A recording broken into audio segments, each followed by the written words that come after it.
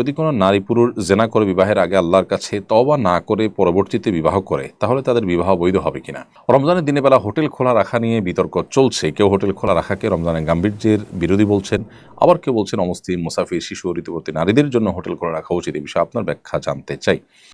রমজান মাসে মাঝে মধ্যে সাহরির ওয়াক্ত শেষ হয়ে যাওয়ার 1-2 মিনিট পরেও খাবার খাওয়া হয়ে যায়, এটি কি রোজা হবে? রোজা রাখার ক্ষেত্রে সাহরি খাওয়ার গুরুত্ব কতটুকু? সাহরি ছাড়া রোজা রাখলে রোজার কি পূর্ণতা থাকবে? দুগ্ধপোষ্য শিশুর মায়ের জন্য রোজা রাখার ক্ষেত্রে কোনো শৈথিল্য আছে কিনা? প্রিয় দর্শক, চলুন আমরা আর বিলম্ব না করে যে সমস্ত প্রশ্ন ইতিমধ্যে চলে আসছে আমরা সেগুলোর উত্তর দেওয়ার পালায় প্রবেশ করি। যদি কোনো নারী পুরুষ জেনা করে বিবাহের আগে আল্লাহর কাছে তওবা না করে পরবর্তীতে বিবাহ করে, তাহলে তাদের বিবাহ বৈধ হবে কিনা। কোন নারী পুরুষ জেনা করার পর তওবা করা ছাড়া আল্লাহর কাছে তওবা করা ছাড়া তারা যদি বিবাহ করেন, তো তাদের বিবাহ বৈধ হয়ে যাবে সন্দেহাতীতভাবে। কিন্তু এই যে তওবা করলো না, সেজন্য তারা আগের গুনাহের জন্য আল্লাহর কাছে দায়ী থেকে যাবেন। সো তারা সে গুনাহের জন্য আল্লাহর কাছে তওবা করতে হবে, ইস্তেগফার করতে হবে, দায় মুক্তি আল্লাহর কাছে তারা আশা করতে হবে, কামনা করতে হবে। গুনাহটাকে যে কোনোভাবে আল্লাহর কাছ থেকে মাফ চেয়ে নিতে হবে। কিন্তু অ্যাট দ্য সেম টাইম তাদের যে বিয়েটা বিশুদ্ধ হয়ে যাবে। রমজানের দিনের বেলা হোটেল খোলা রাখা নিয়ে বিতর্ক চলছে। কেউ হোটেল খোলা রাখাকে রমজানের গাম্ভীর্যের বিরোধী বলছেন, আবার কেউ বলছেন অমুসলিম, মুসাফির, শিশু, ঋতুবতী নারীদের জন্য হোটেল খোলা রাখা উচিত। এই বিষয়ে আপনার ব্যাখ্যা জানতে চাই। দেখুন, বাংলাদেশের আবহমান কাল থেকে চলে আসা কালচার এটি।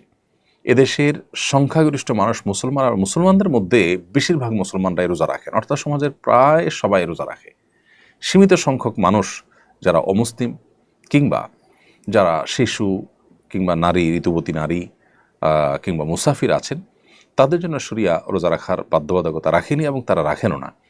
যার ফলশ্রুতিতে তাদের অধিকার বিবেচনা করে যদি হোটেল খোলা রাখা হয় এবং সেখানে রোজাদার ব্যক্তি যিনি আসলে দিনের বেলায় পানাহার থেকে বিরত থাকার চেষ্টা করছেন, তার চোখের সামনে খাবার তুলে ধরা নিশ্চয়ই তার যে মূল্যবোধ সেটার প্রতি অশ্রদ্ধা করার শামিল।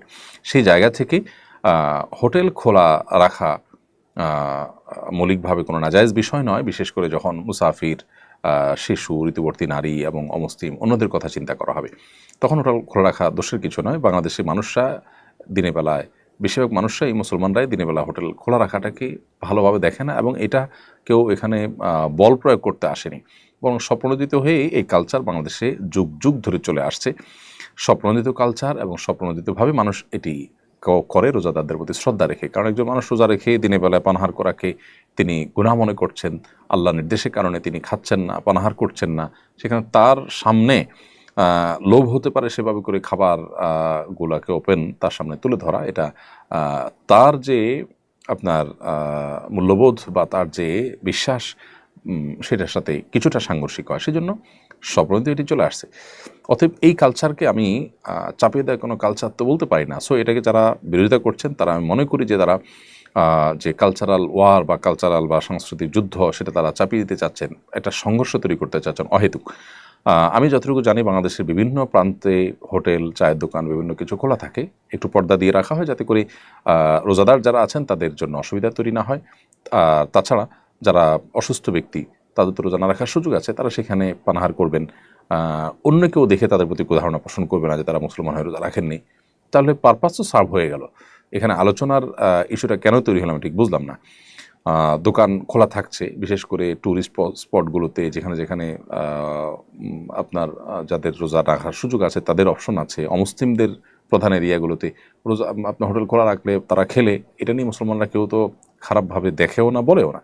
কোনো মুসলিম রোজার মাসে দিনের বেলায় তিনি হোটেল খোলা রেখে যদি খান, তাহলে আজও পর্যন্ত কোনো মুসলমান তাকে খারাপভাবে দেখেনি, বলেও নি। সো আমি মনে করি যে এখানে রোজা রেখে রোজার মাসে হোটেল গণহারে খোলা রাখার যে দাবি, সেটা অবান্তর।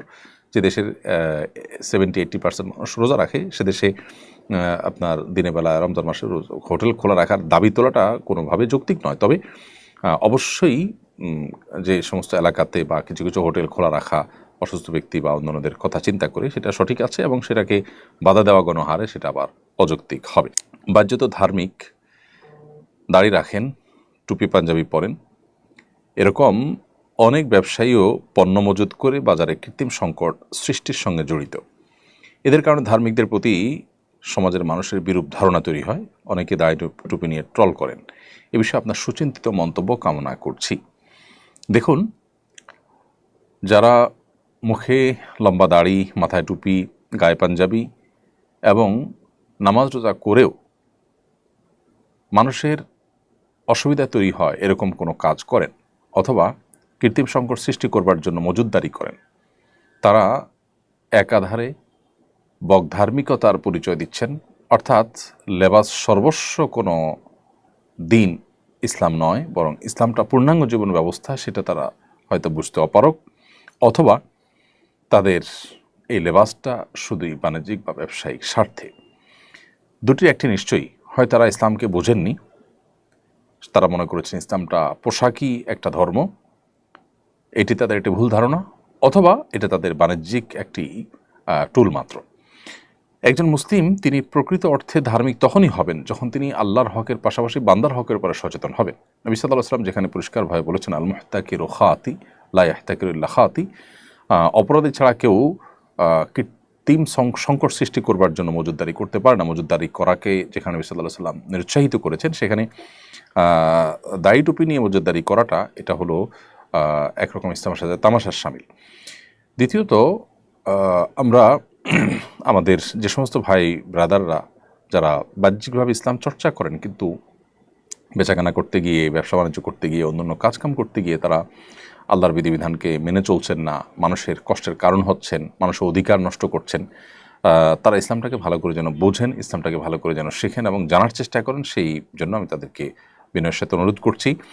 এই সমস্ত মানুষদেরকে যারা ধার্মিক মনে করেন, অনেক আলেমুলামা আছেন তাদেরকে মসজিদ মাদ্রাসার সাথে অ্যাকোমোডেট করেন, তাদেরকে আমরা বলবো যে দিনের প্রকৃত রূপটা তাদের সামনে তুলে ধরার চেষ্টা করবেন। একজন মানুষ তিনি যখন বেচাকেনা করবেন, মানে ক্রেতা হবেন কিংবা বিক্রেতা হবেন, তখনও তাকে অন্যের অধিকার এবং সুবিধার দিকটা খেয়াল রাখতে হবে। আপনার আগের কম দামে কেনা জিনিসপত্র আপনি সরিয়ে রাখছেন, রমজানের দাম বাড়বে তখন আপনি সরিয়ে সেটা বিক্রি করবেন, পরিষ্কার এটি নাজায়েজ। বাজারের স্থিতিশীলতা রক্ষা করার জন্য শরিয়ার নির্দেশ, সরকারের নির্দেশ শুধু নয়, শরিয়ার নির্দেশ হলো আপনি বাজারে স্বাভাবিক আচরণ করবেন, অস্বাভাবিক আচরণ নয়, যা আছে সেটা বিক্রি করবেন।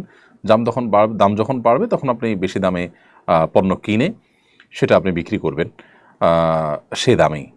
যদি আপনি এভাবে ব্যবসা করতে পারেন, অর্থাৎ বেশি দামে দাম বেড়ে গেলে তখন বেশি দামে কিনে বেশি দামে বিক্রি করবেন, সে দামের আনুপাতিক হারে আপনি বিক্রি করবেন, তাতে যদি ব্যবসা আপনার কম হবে।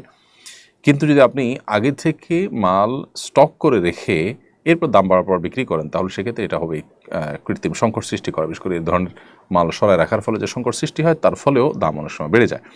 তো এর জন্য যত মানুষের কষ্ট হবে এবং অতিরিক্ত মুনাফা অর্জন করা হবে এখানে, সেটা অবশ্যই নাজায়েজ এবং গুনাহ হবে।